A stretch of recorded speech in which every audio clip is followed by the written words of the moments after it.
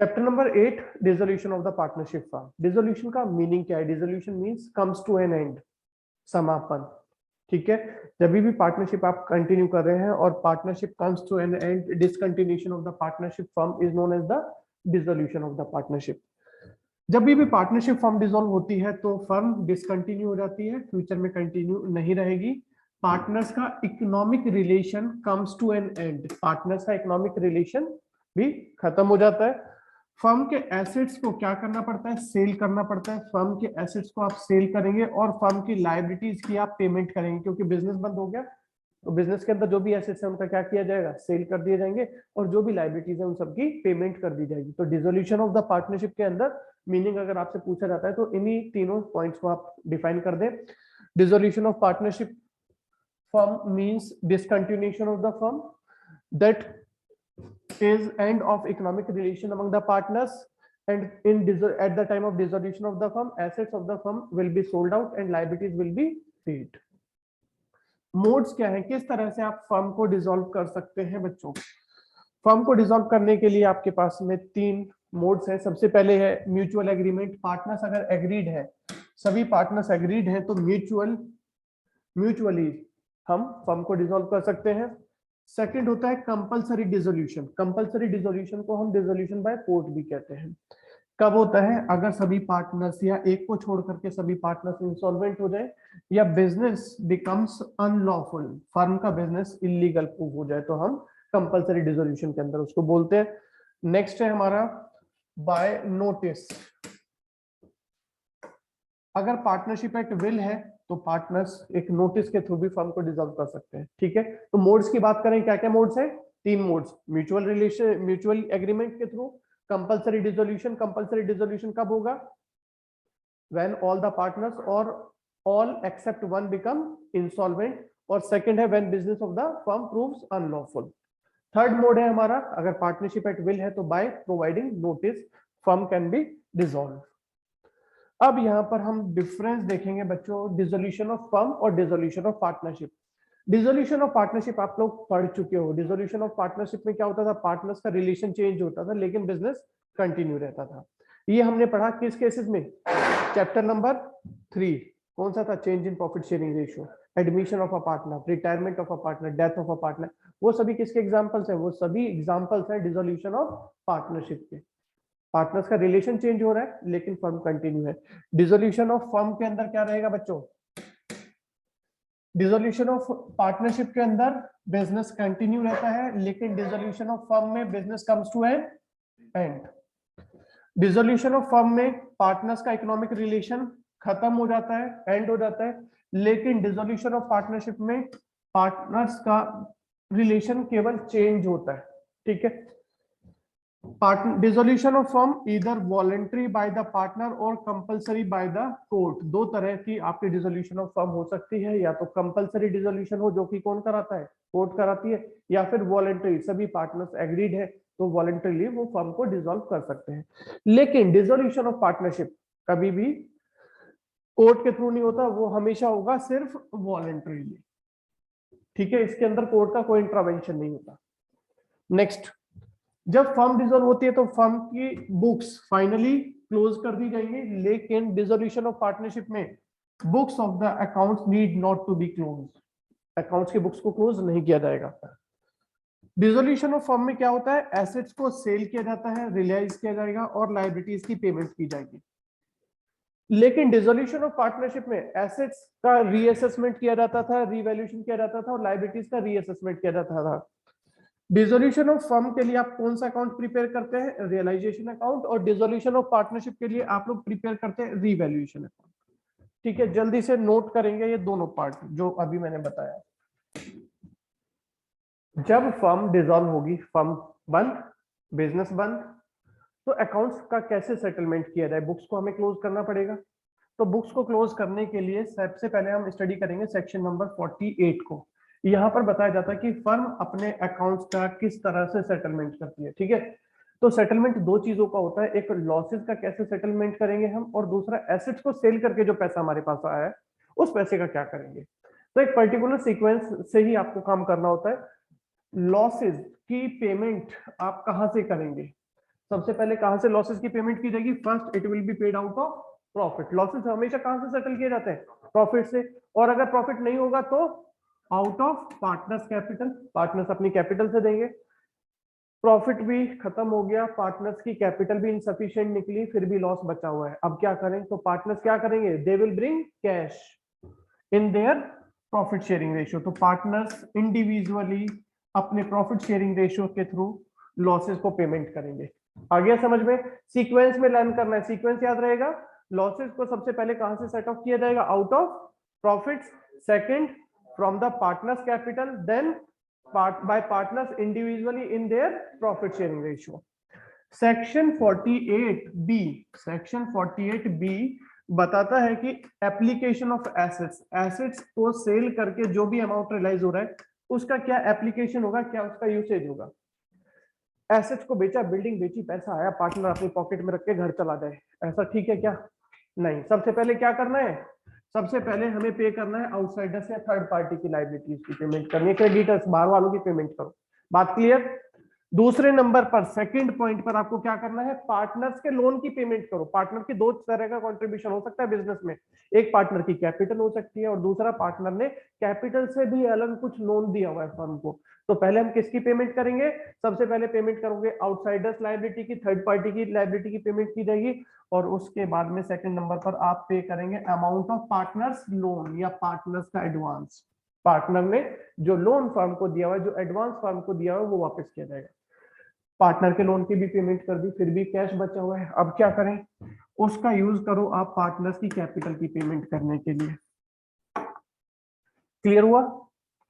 क्या तीन यूसेज अभी तक समझे आपने? सबसे पहले यूज करेंगे कैश को to make the payment of outsiders liability, then to make the payment of loan advance by the partner. Third आप यूज करेंगे एप्लीकेशन ऑफ एसेट्स का यूसेज होगा to make the payment of partners capital. और last में फिर भी कुछ cash बचता है या एसेट बचते हैं तो they will be distributed among the partners in their profit sharing ratio. Clear है? इसको नोट करेंगे जल्दी से, बहुत इंपॉर्टेंट है। अब हम देखेंगे डिफरेंस बिटवीन फर्म डेट और प्राइवेट डेट। फर्म डेट नाम से पता चल रहा है जो लोन या जो लायबिलिटी या जो डेट फर्म ने लिया है अपनी पर्सनल कैपेसिटी के ऊपर, that is known as the firm debt. और जो पार्टनर ने पर्सनली कोई लोन बोरो किया हुआ है that is called private debt. बात समझ गए? फर्म डेट के लिए कौन लायबल होगा? सभी पार्टनर्स। बट प्राइवेट डेट के लिए कौन लायबल होगा? Only that partner who took the loan. ठीक है? फर्म की प्रॉपर्टी कहां पर यूज करेंगे? फर्म डेट की पेमेंट के लिए, प्राइवेट डेट की पेमेंट के लिए? फर्म की प्रॉपर्टी आप यूज करेंगे फर्म डेट की पेमेंट के लिए। फर्म डेट की पेमेंट करने के बाद अगर कुछ फर्म की प्रॉपर्टी बच जाती है तो वो यूज हो सकती है प्राइवेट डेट की पेमेंट करने के लिए। सिमिलरली उसी तरह से प्राइवेट प्रॉपर्टी का क्या यूसेज होगा? पहले to make the payment of private debt first. Private property से प्राइवेट डेट की पेमेंट कर दी, प्राइवेट प्रॉपर्टी में कुछ पैसा फिर भी बच गया तो वो यूज किया जा सकता है किसकी पेमेंट करने के लिए? फर्म डेट की पेमेंट करने के लिए। क्लियर हुआ? एक बार वापस देख लीजिए। Firm debt it is owned by the firm to outsiders. Second, इसके लिए सभी पार्टनर्स लायबल होते हैं। थर्ड, फर्म की प्रॉपर्टी अप्लाई होगी to make the payment of firm debt first.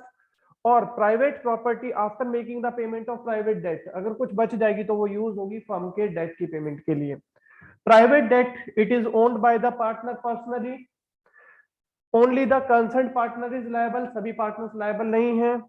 Share of concern partner in excess of firm property over the firm debt can be applied for the payment of private debt. ये बात पहले भी हो चुकी है कि पहले फर्म की प्रॉपर्टी यूज होगी फर्म के डेट के लिए, फिर भी कुछ फर्म की प्रॉपर्टी बच जाती है तो वो यूज कर सकते हैं हम प्राइवेट डेट की पेमेंट करने के लिए।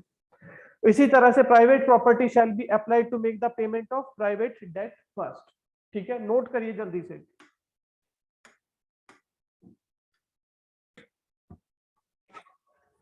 नेक्स्ट है, अब हम बात करेंगे, थ्योरी पार्ट हमारा खत्म, अकाउंटिंग ट्रीटमेंट पर चल रहे हैं डिसोल्यूशन के लिए। तो डिसोल्यूशन के अंदर सबसे पहले हमें बुक्स क्लोज करनी है। बुक्स क्लोज करने के लिए आपको क्या करना है? यहाँ पर 4 अकाउंट बनाने होंगे। Realisation account, partners capital account, partners का लोन अकाउंट यदि है तो, और कैश या बैंक का अकाउंट। बैलेंस शीट यहाँ पर नहीं बनेगी। क्यों नहीं बनेगी? क्योंकि बिजनेस बंद हो गया, एसेट सेल कर दिए, लाइबिलिटीज की पेमेंट कर दी, किसी भी चीज का कोई बैलेंस है ही नहीं। ठीक है, तो लास्ट में सेटलमेंट होगा कैश के थ्रू। करते क्या है बच्चों, यहाँ पर हम रियलाइजेशन अकाउंट में शुरू करा रहा हूँ आप लोगों को। रियलाइजेशन अकाउंट किस तरह से बनेगा, सबसे पहले रियलाइजेशन अकाउंट के बारे में समझिए है क्या। तो इस अकाउंट का नेचर है नॉमिनल अकाउंट। रियलाइजेशन अकाउंट का नेचर क्या है, नॉमिनल अकाउंट है। और नॉमिनल अकाउंट का रूल क्या कहता है बताएंगे बच्चों, debit all expenses and losses while credit all income and gains। ठीक है, इतना याद रहेगा तो अकाउंट बहुत इजी हो गया। हमें करना क्या है, सबसे पहले ये मान लीजिए बच्चों एक रियलाइजेशन अकाउंट का कुआ है। फर्म क्या करती है, सबसे पहले अपने एसेट को क्लोज करने के लिए इस रियलाइजेशन के अकाउंट में डाल देती है। सारे एसेट्स को आपने क्या किया, क्लोज कर दिया। तो एसेट्स को खत्म कर रहे हैं अपने बुक से, तो एसेट खत्म हो रहे हैं तो प्रॉफिट हो रहा है, लॉस हो रहा है, लॉस हो रहा है, रियलाइजेशन में जाएंगे। इसी तरह से सारी लायबिलिटीज को भी उठा करके खत्म करने के लिए, लायबिलिटीज की बुक्स को क्लोज करने के लिए भी हम रियलाइजेशन में ट्रांसफर कर देते हैं। लायबिलिटीज अगर हमारी खत्म हो जाएंगी, बुक्स को क्लोज कर देंगे, तो क्या होगा हमारे लिए, प्रॉफिट या लॉस, प्रॉफिट हो जाएगा। ये बात समझ में आ रही है आप लोगों को। एसेट्स और लायबिलिटीज पहले आपने इस अकाउंट के अंदर डालने हैं, और फिर जो इन एसेट्स और लायबिलिटीज का ट्रीटमेंट होगा, यानी कि एसेट्स को सेल किया जाएगा या लायबिलिटीज की पेमेंट की जाएगी, तो वो भी इसी अकाउंट के थ्रू की जाएगी। क्या करेंगे आप, बाद में इस एसेट को सेल कर देंगे और लायबिलिटीज की पेमेंट कर देंगे। अब एसेट्स को सेल कर रहे तो इनकम हो रही है या लॉस। क्या तो ये भी सकते हैं कि भाई बिल्डिंग मेरे पास 10 लाख की थी, मैंने 9 लाख में बेच दी, तो इनकम प्रॉफिट हुआ है, लॉस हुआ, लॉस हुआ वैसे तो। लेकिन यहाँ पर आपने लॉस की तरह से नहीं रिकॉर्ड करना। आपने बिल्डिंग को उठा करके रियलाइजेशन डाल दिया, तो आपकी बिल्डिंग होगी खत्म, तब आपने पूरा 10 लाख क्या मान लिया था, लॉस मान लिया था। और अब जो भी आपको अमाउंट रियलाइज होगा, 9 लाख रुपीज सपोज आपको मिल रहे हैं बिल्डिंग को सेल करके, तो वो पूरा का पूरा आप क्या मान लेंगे, प्रॉफिट मान लेंगे। इस तरह से यहाँ पर देखना है, बात समझ गए। चलिए आगे चलते हैं। अकाउंट किस तरह से बनाया जाएगा, सबसे पहले हमने कहा कि इस अकाउंट के अंदर आपको क्या लेकर के आना है, सारे एसेट्स और सारे लॉसेस को लेकर के आना है। और ध्यान क्या रखना है कि debit all expenses and losses, credit all income and gains. यदि इतना याद रहेगा तो अकाउंट हो गया। तो सबसे पहले हमने कहा सारे एसेट्स को उठा करके हम इसमें डाल रहे हैं। क्या हो रहा है, एसेट्स को उठा करके रियलाइजेशन अकाउंट में डालने से क्या होगा, प्रॉफिट या लॉस, बोलो अभी। एसेट्स को उठा के रियलाइजेशन में डाल रहे हैं तो लॉस हुआ, तो लॉस किधर आएंगे, डेबिट साइड में। हमने क्या किया, बैलेंस शीट के अंदर जो भी सारे एसेट्स थे उठा करके डेबिट साइड में लिख दी। जो वैल्यू दी गई थी वो एज इट इज वैल्यू लिख दी। बात समझ गए, कोई परेशानी तो नहीं। ध्यान किस बात का रखना है, ध्यान इस बात का रखना है कि कौन कौन से एसेट रियलाइजेशन में नहीं आएंगे, कौन कौन से एसेट्स नहीं आएंगे। यहाँ पर ये मेंशन किया जा रहा है बच्चों आप लोगों को, कौन कौन से एसेट्स नहीं आएंगे। यहाँ पर नहीं आएंगे except cash, bank, profit and loss का debit balance, deferred revenue expenditure, advertisement, suspense और कैपिटल का डेबिट बैलेंस। ये आइटम्स नहीं आएंगे। क्यों नहीं आएंगे, ये कहाँ जाएंगे, कैश है, कैश और बैंक मना किया आपको, कहाँ जाएंगे, हमने पढ़ा था 4 अकाउंट बनाते हैं, रियलाइजेशन, कैपिटल, पार्टनर का लोन और कैश। तो कैश कहाँ जाएगा, कैश अपने अकाउंट में जाएगा, बात क्लियर। उसके अलावा P&L का debit balance, deferred revenue expenditure, advertisement, suspense और कैपिटल का डेबिट बैलेंस, ये क्यों नहीं आएंगे यहाँ पर, कहाँ जाते हैं आइटम्स, भूल गए, एडमिशन, रिटायरमेंट कहाँ जाते थे, P&L, deferred revenue, capital, capital account, तो ये कैपिटल अकाउंट का पार्ट है, कैपिटल अकाउंट में जाएंगे। ठीक है, तो सारे एसेट्स आपने लिखने। अच्छा, कई बार आपने इस तरह से लिखा हुआ देखा, डेटर्स कैसे लिखे होते हैं बैलेंस शीट के अंदर, डेटर्स लिखे होते हैं 20,000 के डेटर्स। बच्चों ये यही इंपॉर्टेंट है, क्योंकि आपने बनाना क्या है इस चैप्टर में, अकाउंट ही तो बनाना है। और कौन सा अकाउंट बनाना है, रियलाइजेशन अकाउंट। तो कोई भी बच्चे जिसका कॉन्सेंट्रेशन इधर उधर, ध्यान कहीं और है, वो वापस आ जाओ, क्योंकि यदि ये अगले 15 मिनट कॉन्सेंट्रेटेड रहे, समझ लिया, तो अगली 4-5 क्लासेस में कोई परेशानी नहीं आनी, पूरा चैप्टर अगले 15 मिनट में समझ में आ जाएगा। ठीक है, हाँ जी, डेटर्स लिखे होते हैं 20,000, प्रोविजन फॉर डाउटफुल डेट लिखा होता है 1500, ऐसे लिखी होती है ना वैल्यू। तो आपने जब यहाँ पर डेटर्स लिखना है तो डेटर्स को किस वैल्यू पर लिखना है, ओरिजिनल वैल्यू कौन सी है, 20,000 पर लिखना है। प्रोविजन कहाँ चला जाएगा, प्रोविजन हमारा लायबिलिटी मांगता है, तो वो किस साइड में जाएगा, वो लायबिलिटीज के ग्रुप में जाकर के बैठेगा। समझ में आ गया यहाँ तक? एसेट्स को हमने इस अकाउंट में डाला, लॉस हुआ, सारे डेबिट में आ गए। कौन कौन से लॉसेस नहीं लेने वो आपको बता दिया। उसके अलावा कोई भी एसेट नजर आए वो सब डेबिट में। ठीक, इस हिसाब से लायबिलिटीज किधर आएंगी? क्रेडिट साइड में, क्योंकि लायबिलिटीज को जब आप इस अकाउंट में डाल रहे हो मतलब लायबिलिटीज के अकाउंट को आप क्लोज कर रहे हो, लायबिलिटीज को खत्म कर रहे हैं, तो क्या हो रही है हमारे लिए? इनकम हो रही है। और इनकम किधर आती है? क्रेडिट साइड में। फिर से ध्यान क्या रखना है, कौन कौन सी लायबिलिटीज यहाँ पर नहीं आएंगी? बताओ कौन कौन सी नहीं आएंगी उस हिसाब से। P&L का क्रेडिट बैलेंस, रिजर्व फंड या जनरल रिजर्व, कैपिटल का क्रेडिट बैलेंस, पार्टनर का लोन नहीं आएगा। क्यों नहीं आएंगे? कहां जाते हैं ये सभी चीजें? कैपिटल अकाउंट में जाते हैं। P&L का credit balance, reserve fund, capital का क्रेडिट बैलेंस और पार्टनर का लोन अलग से अकाउंट बना रहे हैं हम, पार्टनर के लोन का तो अपने अकाउंट में जाएगा। वर्कर्स कॉम्पनसेशन फंड पर स्टार मार्क है। वर्कर्स कॉम्पनसेशन फंड 50,000 का कोई क्लेम नहीं है, तो क्या करोगे? कैपिटल अकाउंट में डिस्ट्रीब्यूट कर दोगे। वर्कर्स कॉम्पनसेशन 50,000, 10,000 का क्लेम है, तो क्या करें? तो जितना क्लेम है आपके पास में, जितना क्लेम है आपके पास में, उतना अमाउंट यहां पर लिखा जाएगा वर्कर्स कॉम्पनसेशन फंड के नाम से। कौन सा अमाउंट आएगा? Amount of claim. ठीक है, बात समझ गए? 50,000 का वर्कर्स कॉम्पनसेशन फंड है, वर्कर्स के अगेंस्ट क्लेम है 10,000 का, तो कितना अमाउंट आएगा यहाँ पर? 10,000 आएगा। और 40,000 का जो अमाउंट बच गया वर्कर्स कॉम्पनसेशन फंड, उसको क्या करोगे? कैपिटल अकाउंट में डिस्ट्रीब्यूट कर दोगे। क्लियर हो गई बात? एक तो मतलब सिर्फ क्लेम आएगा? हाँ, जितना क्लेम है, या क्लेम ज्यादा है तो पूरा रिजर्व आ जाएगा।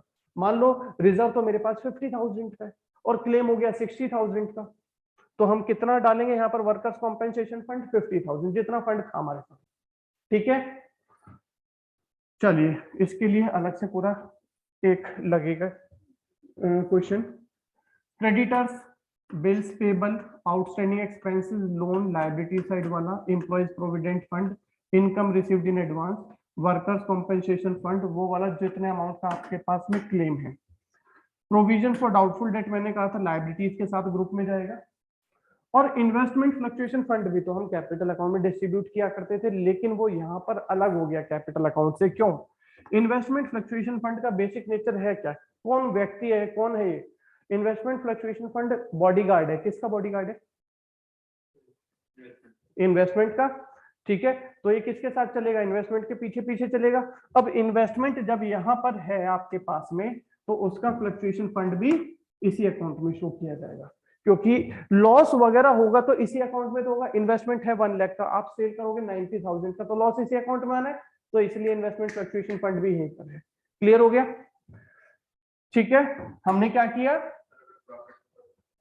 तो कोई बात नहीं, यहाँ पर आकर के क्लोज हो जाएगा, यहाँ पर करेंगे इसको।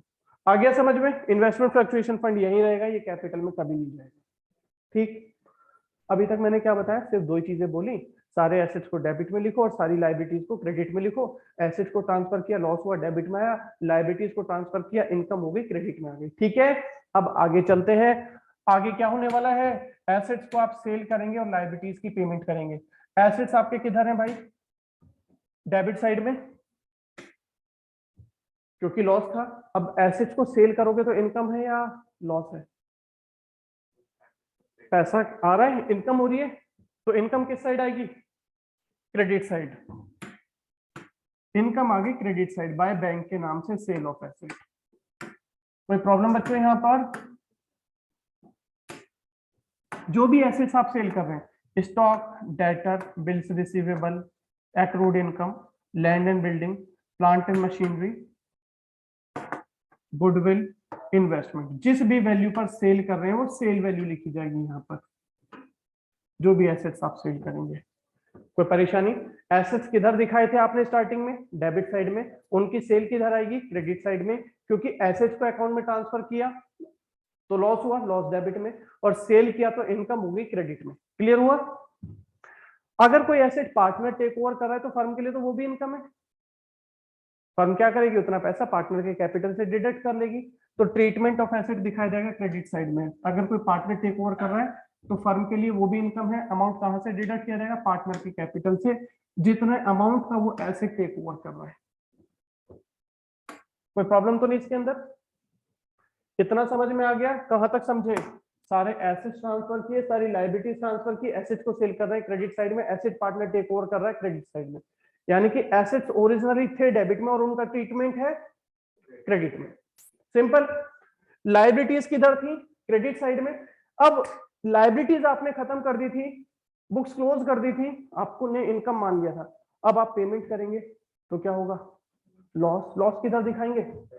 डेबिट साइड में। Debit all expenses and losses. क्या कर रहे हैं? पेमेंट कर रहे हैं। किसकी? क्रेडिटर्स या बिल्स पेबल की, आउटस्टैंडिंग एक्सपेंसेस की, लोन की, इनकम इन एडवांस की, रियलाइजेशन के एक्सपेंसेस, इन एम्प्लॉयज प्रोविडेंट फंड, जितने क्लेम की आप पेमेंट कर रहे हैं, क्लेम की तो पेमेंट करनी पड़ेगी, तो सारी पेमेंट्स आपके आ जाएंगी डेबिट साइड में। ठीक है। अगर कोई लायबिलिटी टेक ओवर करता है पार्टनर, तो किस नाम से आएगा? पार्टनर के नाम से वो लायबिलिटी आ जाएगी। पार्टनर को सैलरी मिल रही है, कमीशन मिल रही है, फर्म के हिसाब से सोचा एक्सपेंस या इनकम? फर्म पार्टनर को सैलरी दे रही है, फर्म पार्टनर को कमीशन दे रही है, फर्म के लिए एक्सपेंस या इनकम? एक्सपेंस तो डेबिट में। ठीक है। रियलाइजेशन के एक्सपेंसेस पार्टनर पे कर रहा है, तो फर्म के लिए तो खर्चा ही है। डायरेक्ट हमने एक्सपेंसेस की पेमेंट ना करके वो पैसा किसको देना है? पार्टनर को दे देना है। तो ये आ जाएगा डेबिट साइड में टू पार्टनर्स कैपिटल रियलाइजेशन के एक्सपेंसेस। क्लेम का रिजल्ट ट्रांसफर हुआ था, पेमेंट तो करेंगे जितना कैश जाएगा। ठीक है। इसके बाद बैलेंस करेंगे। अगर क्रेडिट साइड बड़ा है तो हमें मिल जाएगा प्रॉफिट, और अगर डेबिट साइड ज्यादा, डेबिट में क्या आते हैं? एक्सपेंसेस। एक्सपेंसेस साइड बड़ी है तो हमें क्या मिलेगा? लॉस को आप डिवाइड कर देंगे प्रॉफिट शेयरिंग रेशियो में। इतनी बात समझ में आ गई है बच्चों? किसी को कोई डाउट है तो बोलिए यहां तक। ठीक है। चलिए अब इसे नोट करना शुरू करेंगे। आप लोग जल्दी से पहले इसे नोट कर लो, और कुछ भी छोड़ना नहीं है, और स्क्रीनशॉट बिल्कुल नहीं लेना बच्चों, क्योंकि जिन्होंने भी स्क्रीनशॉट लिया समझ लो वो नहीं कर पाएंगे इसका क्वेश्चन। सर। हाँ जी। सर एक बार ये समझा दीजिए कि एसेट्स और लायबिलिटी वो एक्सपेंसेस और लॉसेस की साइड पे क्यों आएंगी? एसेट्स को क्लोज कर रहे हैं, बुक्स बंद कर रहे हो, एसेट्स को खत्म कर रहे हो, तो क्या हो गया? लॉस हो गया ना। एसेट को आप क्लोज करने के लिए इस अकाउंट में डाल रहे हैं, तो लॉस हुआ, डेबिट में आ गया। समझ गए? जब एसेट्स के अकाउंट को क्लोज करेंगे, 10,000 का एसेट है, जीरो करोगे, क्या होगा? लॉस। इसलिए डेबिट में आ गया। ठीक है। Okay sir. ये एसेट साइड में होते थे, भूल रहे हो आप। जल्दी से नोट करेंगे बच्चों। सर। हाँ जी। सर इसमें एक बार ये रिपीट कर दो कि इन्वेस्टमेंट फ्लक्चुएशन रिजर्व को हम डिस्ट्रीब्यूट क्यों नहीं करते? क्योंकि इन्वेस्टमेंट फ्लक्चुएशन रिजर्व है बॉडीगार्ड किसका? इन्वेस्टमेंट का। अब इन्वेस्टमेंट यहाँ पर है, खतरे में है। बिजनेस बंद कर रहे हो, इन्वेस्टमेंट बेच रहे हो, उल्टा सीधा पैसा मिलेगा, लेना पड़ेगा, तो इसीलिए उसका रिजर्व भी यहीं पर है क्रेडिट साइड में। ठीक है ना? Yes sir. बेशक कम वैल्यू मिले या ज्यादा मिले वो बाद की बात है, लेकिन अकाउंट यहाँ करके क्लोज हो गया अभी।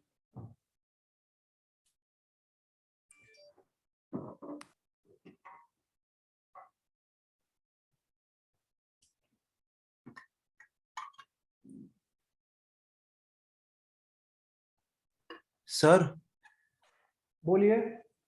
सर आपने बताया था कि वर्कर कंपेंसेशन फंड में सिर्फ क्लेम आता है। सर अगर क्लेम ज्यादा हो फंड से? तो पूरा फंड आएगा। यहाँ पर आप फंड को ट्रांसफर कर रहे हैं। ठीक है। और सर एक्सेस अमाउंट जो और ऊपर जो का होगा? एक्स्ट्रा अमाउंट है, जैसे 50,000 का फंड है, वो तो इधर आ गया। क्लेम है 60,000 का, तो आपने पेमेंट कितनी करनी पड़ेगी? बैंक से पेमेंट कर देंगे 60,000। ठीक है ना?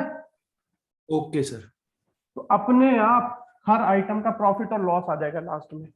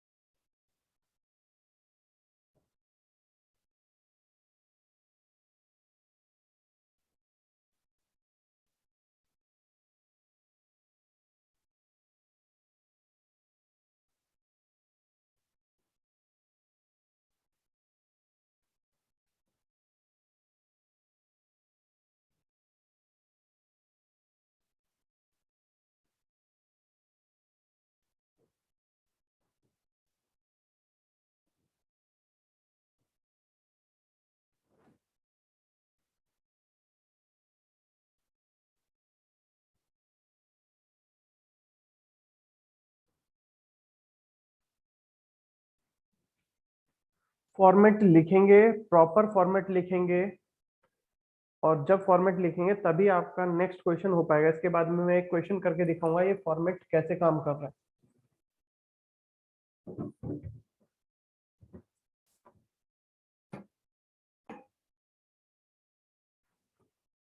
एक चीज और याद रखनी है, यहाँ पर एसेट्स को हम अपनी तरफ से सेल नहीं करेंगे। जिस एसेट को वो सेल करने के लिए बोल रहा है सिर्फ उसी एसेट को सेल वैल्यू में दिखेंगे, लेकिन लायबिलिटीज की हमें बोले या ना बोले अपनी तरफ से पेमेंट कर देनी है। ठीक है, कौन कौन सी लायबिलिटीज की पेमेंट नहीं करनी होती हमें, अभी बताया था थोड़ी देर पहले आपको, दो लायबिलिटीज की आप पेमेंट नहीं करते, प्रोविजन फॉर डाउटफुल डेट और इन्वेस्टमेंट फ्लक्चुएशन फंड, इन दोनों की पेमेंट आपने नहीं करनी है। और बैंक की ट्रांजेक्शन सारी एक जगह दिखाएंगे, चाहे वो पेमेंट हो या वो सेल ऑफ एसेट्स हो बैंक के थ्रू।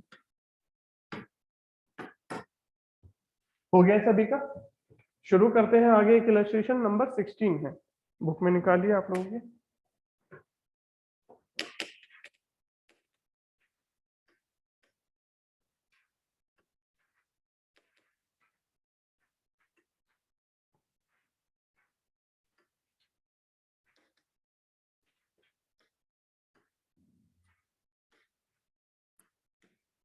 हाँ जी बच्चों, सबसे पहले क्वेश्चन ऊपर से पढ़ना शुरू करिए। XYZ पार्टनर्स जिनका प्रॉफिट शेयरिंग रेशियो 3:2:1 फर्म को डिसॉल्व कर रहे हैं 31 मार्च को।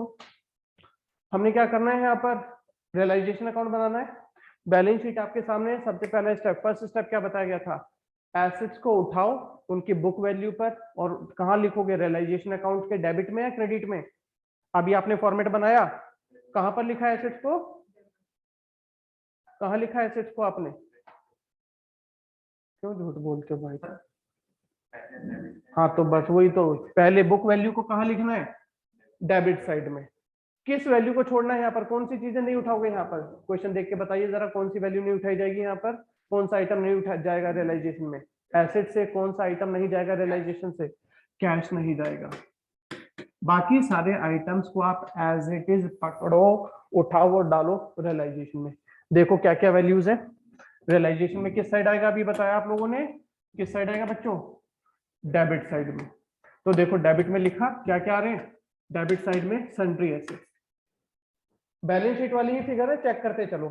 Data 62, stock 37, tools 8000, car 12000, machinery 60000, building 1 lakh, total आ गया 279। किसी को कोई प्रॉब्लम यहाँ पर, फर्स्ट क्लियर हो गया। इसके बाद लायबिलिटी साइड से आपको क्या आइटम ट्रांसफर नहीं करना रियलाइजेशन अकाउंट में, कैपिटल, दो ही तो आइटम नजर आ रहे हैं, कैपिटल और क्रेडिटर, इनमें से कुछ ऐसा है जो रियलाइजेशन में नहीं जाएगा। कैपिटल रियलाइजेशन में नहीं जाता, कहाँ जाता है, कैपिटल अकाउंट में जाता है। तो क्या जाएगा यहाँ से रियलाइजेशन में, सिर्फ 34,000। लायबिलिटीज को किधर लिखते हैं रियलाइजेशन अकाउंट में, अभी आपने फॉर्मेट बनाया था, किधर लिखा था, क्रेडिट साइड में। तो देखो आपने क्रेडिटर्स को लिख दिया क्रेडिट साइड में। आ गया समझ में, कोई परेशानी तो नहीं। अब आप आइए एडजस्टमेंट में, यहाँ पर देखिए क्या बोल रहा है, एसेट्स रियलाइज्ड, एसेट्स को सेल कर रहे हैं। क्या मिलेगा जब एसेट्स को सेल करोगे, सेल करके कैश मिलता है। ठीक है, किधर लिखते हैं एसेट्स को, सेल को किधर दिखाते हो रियलाइजेशन अकाउंट में, क्रेडिट साइड में। और मैंने तो बैंक लिखवाया था फॉर्मेट में, लेकिन यहाँ पर बैंक नहीं है, यहाँ पर क्या है, तो आप किस नाम से लिखोगे क्रेडिट साइड में, by cash. Tools 5000, machinery 82, building 84, car 25000, goodwill 60,000 और डेटर्स 59,000। देखो लिख दिया by cash, asset realise, machinery, car, debtor, tool, building, goodwill, जो वैल्यू उसने बताई उसी वैल्यू पर लिखा, हमने कुछ एड लेस नहीं करना। समझ में आ गया इतना, कोई परेशानी तो नहीं। आगे देखिए क्वेश्चन में ये कहता है creditors accepted stock in settlement of their dues, creditors ने स्टॉक को अपने सेटलमेंट में ले लिया। सुनो बच्चों, सबसे पहले आपने क्या बनाया था, रियलाइजेशन अकाउंट बनाया था, स्टॉक कहां डाल दिया था, रियलाइजेशन में डाल दिया था, क्रेडिटर्स भी कहां डाल दिए थे, रियलाइजेशन में डाल दिए थे। दोनों खत्म हो गए और दोनों अब अंदर ही है रियलाइजेशन के, और आपस में ही सेटलमेंट हो रहा है। तो एंट्री बनती है इनकी रियलाइजेशन टू रियलाइजेशन, इसलिए कोई एंट्री नहीं बनेगी इसकी। बात क्लियर हो गई।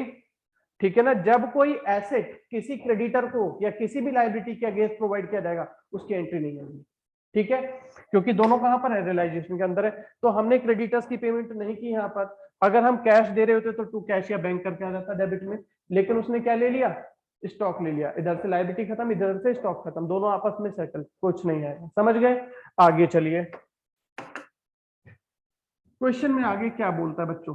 There was an unrecorded asset जिसकी वैल्यू 3000 है, ये लिया है एक्स ने किस वैल्यू पर, 2000 में। इनकम कितनी हो रही है, अनरियलाइज मतलब हमारे पास बुक्स में नहीं लिखा हुआ था पहले, अब उसको कौन ले गया, पार्टनर उठा करके ले गया 2000 में। तो फर्म को इनकम कितनी हो रही है, फर्म कितना पैसा डिडक्ट करेगी एक्स से, 2000 जिस वैल्यू पर वो टेक ओवर कर रहा है। एसेट का रियलाइजेशन है, किस साइड आएगा, डेबिट में या क्रेडिट में, क्रेडिट साइड में। कैश के अंदर आएगा या पार्टनर के नाम से आएगा, पार्टनर ने लिया है तो पार्टनर के नाम से आएगा, तो क्रेडिट साइड में लिख देंगे बाय एक्स कैपिटल। क्या लिया पार्टनर ने, कोई भी एसेट लिया, फॉर्मेट में कोई चीजें थी क्रेडिट में, एसेट को सेल करेंगे तो कैश के अंदर दिखाएंगे, कोई पार्टनर लेगा तो पार्टनर के नाम से आ जाएगा, लिखा हुआ है अपने फॉर्मेट में। आगे चलो, there was an unrecord furniture, जो हमारी बुक से राइट ऑफ हो गया था और वाई ने इसको टेक ओवर किया 8000 में। ये भी क्या है यहाँ पर, फर्नीचर, वाई टेक ओवर कर रहा है 8000 में, किधर आएगा, क्रेडिट साइड में, बाय वाइज कैपिटल। क्या लिया, फर्नीचर लिया 8000 में। कोई परेशानी तो नहीं किसी को, सारा काम खत्म हो गया, क्वेश्चन में कुछ बचता है। फर्म हैड टू पे 8000 for outstanding salary, unrecorded liability है, एक नई लायबिलिटी है, और पेमेंट किस साइड आती है, सारी डेबिट साइड में। पेमेंट यानी कि लॉस हो गया ना, आउटस्टैंडिंग सैलरी की पेमेंट कर रहे हैं, लॉस हो गया, लॉस किधर, डेबिट साइड में। ये गलत दिखाया हुआ है यहाँ पर, बैंक की जगह क्या लिखो आप, कैश लिख दो। कितने का, 8000 का। कोई दिक्कत किसी को? अब आप इसे बैलेंस कर लो, टोटल करो, क्रेडिट साइड का 3,59,000, वहां से डेबिट साइड का माइनस कर दो 2,88,000, तो क्या बच गया, 72,000। ये हमारा क्या हो गया, रियलाइजेशन का गेन, जिसको आप डिवाइड कर देंगे पार्टनर्स में उनके प्रॉफिट शेयरिंग रेशियो में, क्वेश्चन में जो था। समझ में आ गया किसी को, कोई मुश्किल काम? एक बार वापस बताना है, सारे एसेट्स डेबिट में, सारी लायबिलिटीज क्रेडिट में। एसेट्स का ट्रीटमेंट, क्रेडिट साइड में सेल हो रहा है तो कैश के अंदर, पार्टनर ले रहा है तो पार्टनर के नाम से। लायबिलिटीज का या कोई भी पेमेंट हो रही है वो सब पेमेंट दिखाई जाएंगी डेबिट साइड में। बैलेंस कर लो, क्रेडिट साइड बढ़ी है तो प्रॉफिट आ जाएगा, डेबिट साइड बढ़ा है तो लॉस आ जाएगा। समझ गए? दूसरा अकाउंट शुरू करें, सेकंड अकाउंट। बच्चों किसी को ऑनलाइन में डाउट है तो बोल देना, रियलाइजेशन अकाउंट में किसी बच्चे को डाउट है? No sir. चलिए, कैपिटल अकाउंट। जब भी हम कैपिटल अकाउंट बनाने जा रहे हैं, कोई भी अकाउंट बनाने जाओ भाई, कैपिटल का नेचर पता है इंक्रीज किधर है, डिक्रीज किधर है, तो इजी रहता है। ठीक है, बच्चे ऐसे पढ़ते ही नहीं डेबिट और क्रेडिट, बच्चे पढ़ते हैं ये लेफ्ट साइड में जाएगा, ये राइट साइड में जाएगा, क्यों जाएगा नहीं पता। अगर डेबिट और क्रेडिट सोचोगे तो पता होगा क्या है, कैपिटल है। कैपिटल को क्रेडिट में कब रिकॉर्ड करते हैं, जब इंक्रीज होती है, और डेबिट में कब रिकॉर्ड करते हैं, जब डिक्रीज होती है। बस इतना सा पता होना चाहिए, काम बन गया। इस हिसाब से ओपनिंग बैलेंस कहाँ आएगा, कैपिटल अकाउंट का देखो क्वेश्चन में दिया हुआ ये रहा, ये तीनों किधर आएंगे, कैपिटल के, डेबिट में या क्रेडिट में, क्रेडिट में आएंगे। 120, 90 और 60 क्या था, बैलेंस बीडी। समझ गए? अब आप ही बताओ, ये प्रॉफिट है, प्रॉफिट कैपिटल को इंक्रीज करता है डिक्रीज, तो किधर आएगा, क्रेडिट साइड में। आपने मुझे बताया प्रॉफिट क्या करता है, कैपिटल को इंक्रीज, और कैपिटल इंक्रीज होती है तो क्रेडिट साइड में। ये सारी आ गई, समझ गए? पार्टनर कोई एसेट टेक ओवर कर रहा है फर्म के, वाई फर्म से उठा के फर्नीचर ले गया, एक्स फर्म से उठा के एसेट ले गया, ये उनकी कैपिटल को फर्म के अंदर बढ़ाएगा या कम करेगा, कम करेगा। कुछ बच्चे सोचे एसेट तो वो ले गया तो उसकी तो कैपिटल बढ़ गई, घर में पैसा बढ़ा होगा उसके, फर्म में कैपिटल कम हो गई। भाई मेरी फर्म में आपका 50 लाख रुपए रखा हुआ है, आप यहाँ से 20 लाख की मशीनरी उठा के अपने घर ले गए, तो फर्म में आपका कितना बैलेंस बचा, डिक्रीज हो गया ना। जब कोई पार्टनर एसेट लेता है तो कैपिटल उसकी डिक्रीज होती है, और कैपिटल डिक्रीज होती है तो किधर दिखाएंगे, डेबिट साइड में। ये आ गया कितना, 8 और 2000। समझ गए? कोई परेशानी किसी को? जिनको इतना मगजमारी नहीं करनी उनको क्या करना है, क्रॉस कर दिया करो। इधर था ना ये आइटम, ये किधर आ गए, क्रेडिट साइड में। जो XYZ के नाम से थे XYZ के अकाउंट में चले गए, और ये दोनों क्रेडिट में थे, किधर आ गए, डेबिट साइड में। आ गया समझ में? कहां से आए हैं? दोनों आए हैं रियलाइजेशन अकाउंट से। नाम भी लिखना आ गया समझ में? अब क्या करेंगे, कैपिटल अकाउंट को क्लोज करते हो तो लास्ट में क्या लिखता बचता है आपका? बैलेंस सीडी बचता था। यहाँ पर बैलेंस नहीं बचेगा। जो भी पार्टनर का पैसा बचा होगा फर्म में, फर्म क्या कहेगी, पकड़ो पैसा, जाओ आपकी बुक्स क्लोज। तो बैलेंस को किस नाम से लिखना है आपने? कैश के नाम से। कैसे? 120x को कैपिटल का बैलेंस चाहिए, 36,000 का प्रॉफिट, टोटल कितना पैसा चाहिए? 156, जिसमें से उठा के ले गया वो 2,000 का एसेट। कितना पैसा बचता है x का? 154, उसको कैश दो, चलता करो। आ गया समझ में? ऐसे ही y का टोटल क्रेडिट में 114, डेबिट में से डिडक्ट किया 8,000, बैलेंस बचा 1,06,000, पेमेंट हो गई। ऐसे ही z का 72 की पेमेंट कर दी। मुश्किल तो नहीं है कैपिटल अकाउंट। चले आगे। दो तरीके, कैपिटल इंक्रीज तो क्रेडिट, डिक्रीज तो डेबिट, इससे पता चल जाएगा। अदरवाइज रियलाइजेशन में जो भी कुछ है सब हो जाएगा क्रॉस। लास्ट अकाउंट है हमारा यहाँ पर कैश अकाउंट। फिर से वही बात, अकाउंट बनाने जा रहे हो, टेंशन फिर से शुरू हो गई। नया अकाउंट और आ गया, नई टेंशन लेनी। क्या करना है, नेचर समझना है। कैश का नेचर एसेट। डेबिट में कब लिखेंगे? जब इंक्रीज होता है। क्रेडिट में कब लिखेंगे? जब डिक्रीज होता है। बात क्लियर हो गई? तो ओपनिंग बैलेंस जो कि बैलेंस शीट के अंदर दिया हुआ था, कैश कितना था? 25,000। कहाँ आएगा कैश में? डेबिट साइड में, बैलेंस बीडी। ठीक, कुछ पैसा आया, कुछ पैसा गया। कहां पर आया, कहां से गया? रियलाइजेशन अकाउंट में। कितना पैसा आया था रियलाइजेशन से, जरा देख के बताओ। कैश कितना मिला आपको और कितने की आपने पेमेंट की है? रियलाइजेशन अकाउंट देख के पता चल रहा है कैश कितना मिला है हमें और कितने की हमने पेमेंट की है। कितना मिला है? 3,15,000 हमें मिला है एसेट को सेल करके। तो एक कहां जाएगा? क्रेडिट में, तो कैश के चला जाएगा डेबिट में। और ये आपने पेमेंट की थी ना कैश की, पेमेंट करने से कैश कम हो रहा है, क्रेडिट में आ जाएगा। चले बच्चों कैश पर। ये देखो कैश में 8,000 आ गया, क्रेडिट में कहां से आया? पिछले वाले स्टेशन का नाम लिख दो, कहां से आ रहा है? रियलाइजेशन अकाउंट से। ये कैश कितना है? 3,15,000 आ रहा है। वहां पर आपने कैश लिखा था तो कैश में लिख दो रियलाइजेशन। कोई परेशानी?